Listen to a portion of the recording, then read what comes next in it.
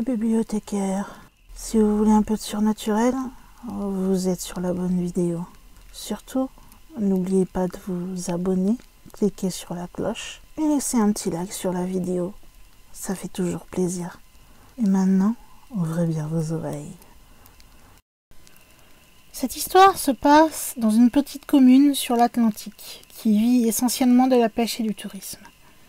Une légende court que l'ancien phare de Port-Falaise est hanté par le spectre d'une dame. Tout cela va débuter au début du XIXe siècle. Ce port était alors un modeste port de ravitaillement. Un jour, le capitaine Santo, qui était à la barre d'un vaisseau guerrier, va faire la connaissance d'une femme du pays, qui s'appelle Annabelle. Plus tard, ils voulurent se marier et le capitaine a construit un splendide phare qui pouvait loger sa fiancée.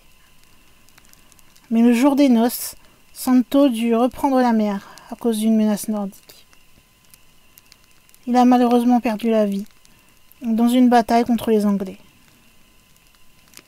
Annabelle, quant à elle, attendait désespérément dans son phare le retour de son défunt mari. Pourtant, la nuit, il lui semblait entendre la voix du capitaine, qui l'appelait par son prénom. Quelques semaines après, par une nuit d'orage, on apprit alors à Annabelle la mort de son mari Santo.